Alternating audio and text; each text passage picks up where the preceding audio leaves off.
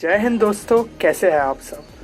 तो यार JEE mains हमारा ख़त्म हो चुका है और अब बिट सेट के लिए सिर्फ 10 दिन का टाइम रह गया है। तो यार अब हमें अपनी स्ट्रैटेजी डिसाइड करनी होगी कि इस 10 दिन में हम किस तरीके से अपने पूरे सिलेबस को रिवाइज करें, क्योंकि यार सिलेबस बहुत ज़्यादा है और टाइम बहुत कम। तो हमें सबसे पहले ये देखना होगा कि आखिर आप लोग लाए कहाँ पे करते हैं।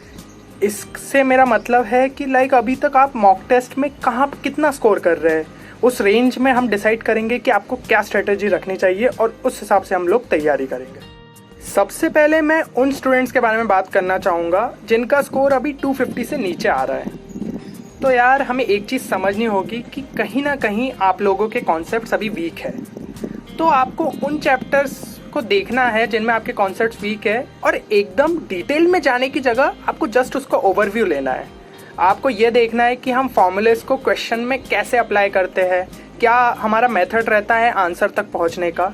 इस तरीके से आप टाइम भी सेव करेंगे अपना और ज़्यादा से ज़्यादा चीज़ें ग्रैस्प कर पाएंगे। क्योंकि यार अब अपने पास इतना टाइम नहीं है, सिर्फ 10 दिन बचे, तो हमें ये सिर्फ देखना है कि आखिर उस मेथड को अप्लाई कैसे करते हैं। सेकेंड चीज़, आपको ज़्यादा से ज़्यादा फॉर्मूलेस याद रखने हैं, क्योंकि बिट सेट एक ऐसा एग्ज़ाम है जहाँ पे कई क्वेश्चंस में आपको डायरेक्ट फॉर्मूले बेस्ड पूछ लेते हैं कि आपने फॉर्मूला लगाया और आपका आंसर आ गया।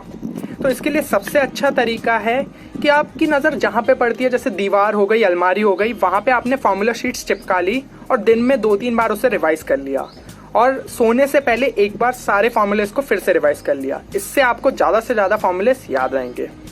तीसरी चीज़, आपको एलआर और इंग्लिश सेक्शन पे ज़्यादा ध्यान देना है, क्योंकि एक ऐसा सेक्शन है जो कि काफ़ी स्कोरिंग होता है और इसमें अगर आपने अच्छा स्कोर कर लिया तो आप आराम से 300 के ऊपर अपना स्कोर ले जा सकते हैं।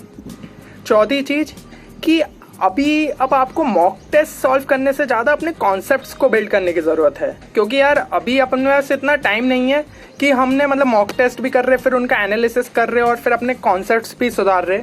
तो आप कॉन्सेप्ट्स को अपने सुधारिए और 2 से 3 मॉक टेस्ट आपके लिए काफ़ी होंगे, ताकि आपको ये पता चल जाए कि हाँ, मुझे अपनी स्पीड इतनी मेंटेन रखनी है और इस अप्रोच से क्वेश्चंस को सॉल्व करना है। अब बात करते हैं हम जो कि 250 से 300 के बीच स्कोर कर रहे हैं। तो यार आप लोगों में पोटेंशियल है कि आप 350 तक अपना स्कोर ले जा सकते हैं। ज़रूरत है आपको अपनी स्पीड बढ़ाने की, क्योंकि कहीं ना कहीं आप में पोटेंशियल तो है कि आपको क्वेश्चंस बन जाते हैं, लेकिन कहीं ना कहीं आपकी स्पीड स्लो रह जा रही है। तो सबसे अच्छा तरीका है कि आप मॉक टेस्ट थोड़े ज़्यादा सॉल्व करें। कम से कम 5 मॉक टेस्ट लगाएंगे तो आपकी स्पीड ज़रूर बढ़ेगी। दूसरी इंपॉर्टेंट चीज़ जो कि आपको याद रखनी है वो ये है कि आपको अपने वीक सेक्शंस जो है उन पे अब ज़्यादा टाइम वेस्ट करने की ज़रूरत नहीं है। जो स्ट्रॉन्ग सेक्शंस है उनको और स्ट्रॉन्ग करिए, क्योंकि अगर उनको आपने इतना स्ट्रॉन्ग कर लिया कि उनसे जो क्वेश्चंस आ रहे हैं उनको अगर आपने अच्छे से अटेम्प्ट कर लिया तो आप एक बहुत ही बढ़िया स्कोर कर सकते हैं। बाकी जो सेम चीज़ें मैंने 250 से कम वाले के लिए बोली थी वो आपके लिए भी एप्लीकेबल है कि आपको ज़्यादा से ज़्यादा फॉर्मूलेस याद रखने हैं।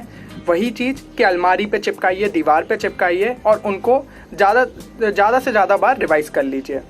और जो मैंने कहा है कि एलआर और इंग्लिश सेक्शन है वो बहुत ही आपके लिए गेम चेंजर हो सकता है, क्योंकि बिट सेट एग्जाम में अगर आपने एलआर और इंग्लिश सेक्शन अच्छे से कर लिया तो आप इजीली 75 में से 65 to 70 मार्क्स तो इजीली स्कोर कर सकते हैं। अब देखते हैं हम जो बच्चे 300 to 350 के बीच स्कोर कर रहे हैं।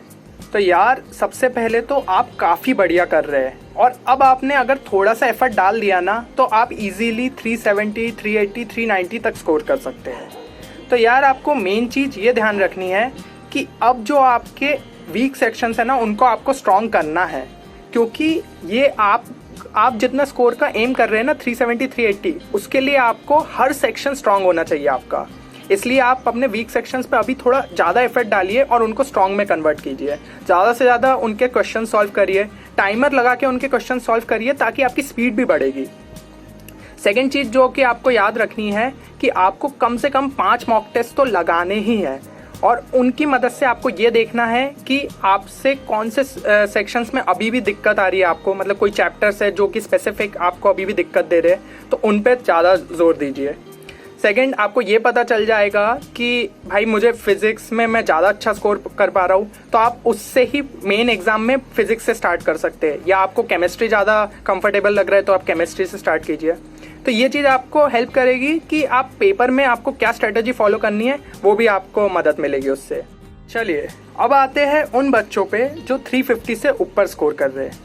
तो यार एक चीज़ मैं कहना चाहूँगा कि अब आपको अपनी स्ट्रेटजी बिल्कुल भी चेंज नहीं करनी है, क्योंकि आप जिस स्ट्रेटजी से स्कोर कर रहे हैं ना 350 के ऊपर, यही स्ट्रेटजी आपको देखिएगा मेन एग्जाम में 400 तक स्कोर करवा सकती है। सेकंड चीज़ यार, आपको ओवर कॉन्फिडेंट नहीं होना है। आपको मतलब ये नहीं होना एग्जाम में भाई मुझसे तो मॉक टेस्ट में एकदम फोड़ रहा हूँ मैं, तो मेन एग्जाम में भी फोड़ ही दूंगा। ये चीज़ नहीं सोचनी है। आपको इन 10 दिन में अपने जो कॉन्सेप्ट्स हैं उनको रिवाइज कीजिए अच्छे से और एकदम कूल होके एग्ज़ाम देने जाइए। देखिएगा आप काफ़ी बढ़िया स्कोर करेंगे। लास्ट में कुछ इंपॉर्टेंट पॉइंट्स जो कि सभी बच्चों के लिए एप्लीकेबल है। तो यार सबसे पहले तो आपको अपने रिसोर्सेज लिमिटेड रखने हैं इस रिवीजन के टाइम में। कोई भी नए सोर्स को मत उठाइए कि अभी तक अगर आप केमिस्ट्री एनसीईआरटी से करते आ रहे और एक आधी कोई रेफरेंस बुक से, तो उसके अलावा कोई और बुक मत उठाइए। सिर्फ उन्हें अच्छे से रिवाइज कीजिए और आपका काम बन जाएगा। सबसे ज़रूरी चीज़ है कि अभी इतना टाइम नहीं है कि हम चैप्टर के डिटेल में जा पाए, इसलिए जो भी आपने हैंड रिटन नोट्स प्रिपेयर करके रखे होंगे ना, आप उन्हीं से मदद से रिवाइज कीजिए। और उन हैंड रिटन नोट्स में ये चीज़ का ध्यान रखिए, important formulas, important tables, important figures सब चीज़ें हो, जो कि वैसे तो हम लोगों ने भी आपके लिए बना के रखी थी। अगर आप लोगों को उसकी ज़रूरत है तो आप हम लोगों को मेल कर सकते हैं 10qchallenge@gmail.com पे। चलिए और एक चीज़ याद रखिए कि मॉक टेस्ट की फ्रीक्वेंसी ये होनी चाहिए कि हर 2-3 दिन में एक मॉक टेस्ट दीजिए, और आखिरी के एग्ज़ाम से जो 2 दिन बचे हुए हैं ना, उसमें कम से कम 2 मॉक टेस्ट दीजिए और उनका अच्छे से एनालिसिस कीजिए। तो इस एनालिसिस से क्या होगा कि आपको पता चलेगा कि आपका कौन सा स्ट्रॉन्ग सेक्शन है, कौन सा वीक सेक्शन है, और उसी को आप ध्यान में रखते हुए मेन पेपर में भी उसी से करेंगे। जैसे आप किसी को लग रहा है कि मेरा फिजिक्स स्ट्रॉन्ग है, तो आपको फिजिक्स से ही अटेम्प्ट करना स्टार्ट करना चाहिए। और एक और चीज़ ये याद रखिएगा कि जो पहले के 5 दिन है, मतलब ये मैं टोटल 10 दिन की बात कर रहा हूँ, तो इनमें से जो पहले 5 दिन है ना, उसमें आप अपने स्ट्रॉन्ग सेक्शंस को रिवाइज करेंगे, और जो आखिरी के 5 दिन बचे उनमें वीक सेक्शंस में। क्योंकि पहले 5 दिन में आपको ज़्यादा एफर्ट डालना है अपने स्ट्रॉन्ग सेक्शंस पे कि भाई उनमें तो मुझे कोई गलती करनी नहीं है, और आखिरी बचे 5 दिन में देखिए कि वीक सेक्शंस में आप कितनी मेहनत कर सकते हैं। जितना ज़्यादा बढ़िया से बढ़िया कर पाएंगे उतनी अच्छा है। और LR इंग्लिश के लिए कम से कम 30 to 45 मिनट्स डेली का टाइम रिजर्व रखिए, क्योंकि ये LR और इंग्लिश सेक्शन ही है जो कि आपके स्कोर को काफ़ी बूस्ट कर सकता है। चलिए तो फिर मिलते हैं अगले वीडियो में। तब तक के लिए अपना ख्याल रखिए और अपनी प्रिपरेशन जोरों शोरों से कीजिए।